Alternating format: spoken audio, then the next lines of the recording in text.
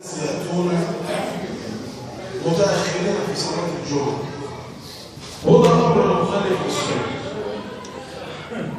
يعني أنت مستني إن الأذان يأذن وتسمع الأذان وبعدين تروح، أو تقول لما الخطيب يتكلم يجي شوية وبعدين تروح، أو تروح في الخطبة الثانية. هذا خطأ شرعا، خطأ.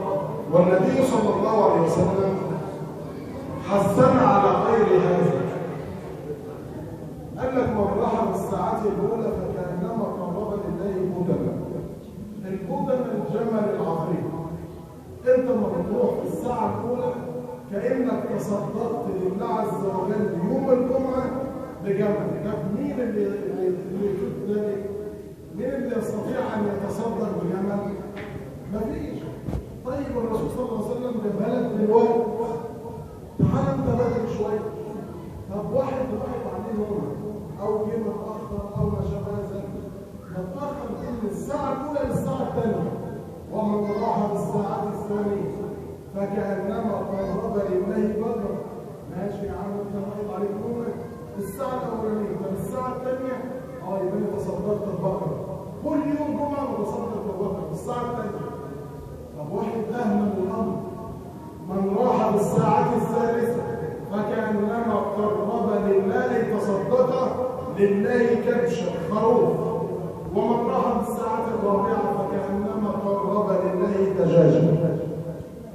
ومن راح بالساعة الخامسة فكأنما قرب لله بيضة. ده انت مش محصل حتى البيضة. الراجل اللي جه بعد ما طلع الامام المنبر او الخطيب ما تصدقش حتى بالبيضة، يعني ما دخلش في وقت اللي قاله النبي صلى الله عليه وسلم. ده هو جه متأخر يقول لك يا عم احنا نروح ونقعد ونضيع وقت. ده انت مش مخلوق الا علشان الدين. ده ربنا خلقك للعباده مش خلقك للنوم او للاكل او للشرب او ما شابه ذلك. ولكن هذه الاشياء تاتي بعد الدين. بنام عشان اقوم بدري اصلي الجمعه، بنام بدري عشان اقوم اصلي الفجر، ماشي. النوم تاخده تقويه للعباده مش تاخده تقويه للظلم وتظلم نفسك.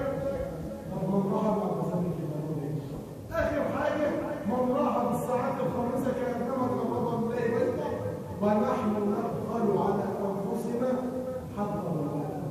يقول النبي صلى الله عليه وسلم ان هناك ملائكه تجلس على هذا الباب باب المسجد وتسجل من يدخل المسجد يوم الجمعه.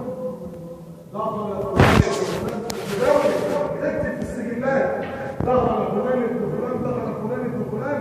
ده قاعده من بعد الفجر اول ما المسجد يفتح. فاذا صعد الامام المنبر طويت الملائكه الصحف وجلست تستمع الى الذكر. يعني اللي جاي بعد ما الامام طلع المنبر يبقى ما كتبش مع الجماعه. طب دول امرين. الامر الثاني انني بشوف ناس بياخدوا ركن كده وبيقعدوا يتكلموا. هو انت مش قاعد على المقهى، ده انت جاي تعبد ربنا سبحانه وتعالى. يبقى ربنا له احترام في قلبك وله توقير، وبيت ربنا له توقير اخر. والخطبه كلام النبي صلى الله عليه وسلم يا ايها الذين امنوا لا ترفعوا اصواتكم فوق صوت النبي. قال العلماء ان رفع الصوت حتى بعد مماتي اذا ما قلت حديث عن النبي صلى الله عليه وسلم وجب عليك ان تنصت. النبي صلى الله عليه وسلم يقول من قال لاخيه انصت، ده يوم الجمعه، ده بيقول له اسكت بس ما تتكلمش. ده هو ايه بيعمل ايه؟ من قال لاخيه انصت فقد لغى. وفي زياده في حديث ضعيف قال لك ومن لغى فلا جمعه له، ولكن هذه الزياده ضعيفه. يبقى النبي صلى الله عليه وسلم بيقول لك ايه؟ فقد لغى. ومن مس الحصى، كان في عهد النبي المسجد كله حصى مش مكد زي ما احنا شايفين كده. ومن مس الحصى فقد لغى. الامر الثالث ان الشباب الصغير والاولاد الصغيرين دول عايزين نحضرهم في المسجد ونعلمهم اداب المسجد، ما نسيبهمش بره كده. هو مش ابنك سقف العصا، ولكن ده ابنك وابني وابن الثاني وابن الثالث. تعالى يا حبيبي اقف جنبه، وقفوا جنبك. مش غلط انك توقف ولد صغير جنبك، انما ارجع ورا واعمل لهم صف ويضربوا في بعض. لا، هات الولد وقفه جنبك قول له كده صح وكده غلط. حببه يا اخي في المسجد. ده الرسول صلى الله عليه وسلم شاف راجل صحابي يبول في المسجد والصحابه قالت ان تقع به فقال اتركوه لا تزرموه. ايه؟ اتركوه، ده بيبول في المسجد، اتركوه ما تقطعوش عليه البول، سيبوه لما يخلص الامر. ده راجل كبير ماشي. تعال يا هذا من المساجد لا تصبح لهذا القدر انما جعلت للصلاه ولذكر الله وقراءه القران. علم ضعيف صغير واحنا كلنا واحنا صغيرين كنا كده. تعال علمه على الصلاه وعلمه على القران وحببه. ارجع ورا اضربه. ايه ده؟ ارجع ورا. العلماء كلها بتقول لك ان الصف الاول الصف الاول بيقول لك لا. انا قلت الصف الاول. ايوه ماشي. من عشان يعني المسجد كله صف اول. انا هرجع ورا هيقف جنب عيل وراه بقى. لا الصفوف كلها رجاله اهو. احنا لو خدنا عيل كل واحد خد له عيل جنب منه وعلمه، ما هو لازم يتعلم. طب بالنسبه للدعاء وانت سيادتك على المنبر هو حرام ولا مكروه؟ مش بالسنه. مش الرسول ما عملوش. يعني حرام ولا مكروه؟ الرسول ما عملوش يبقى ما عملش. يا اما انت مستحسن على رسول الله يا اما انت مبتدع. اني لما ادعو الامام فوق يا اما انا احسن من الرسول يا اما انا ببتدع في الدين. مش احسن يعني دلوقتي صلى على النبي الرسول صلى الله عليه وسلم لما جه واحد بيصلي في الصف الف نقطه. ما انا هقول لا ما انا جاي الدعاء اثناء الخطبه في جلسه الاستراحه مش من السنه.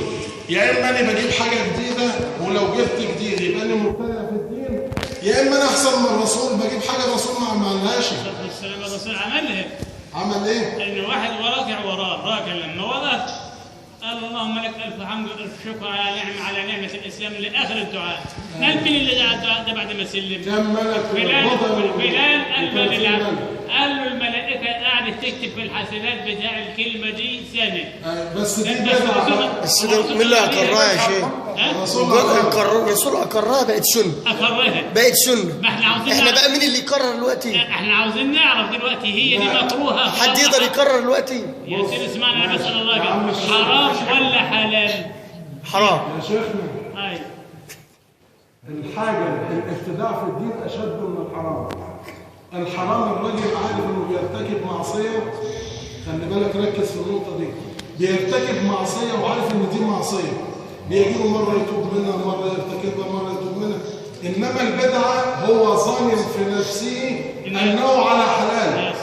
فهذه البدعه في الدين اشد من ارتكاب المحرم. ليه؟ ما قلت لك يا اما انت احسن من الرسول والعياذ بالله، او انا احسن من الرسول والعياذ بالله، او انت مبتدع او انا مبتدع. فدي ما الرسول ما جابهاش. يبقى أنا عليكم بسنتي وسنة الخلفاء الراشدين المهديين من بعد عضوا عليها بالنواجذ. سيدنا عبد الله بن عمر رضي الله تعالى عنهما كان بيمشي ورا النبي خطوة بخطوة، هو يشيل القدم كده ويقوم هو حاطط قدمه مكان القدم. قالوا له ليه بتعمل كده؟ طب هو ماشي هو دي يعني مش عبادة يعني. قال لهم اكتفي اثره. احنا عايزين نكتفي اثر النبي صلى الله عليه وسلم. اقول قولي هذا واستغفر الله لي ولكم.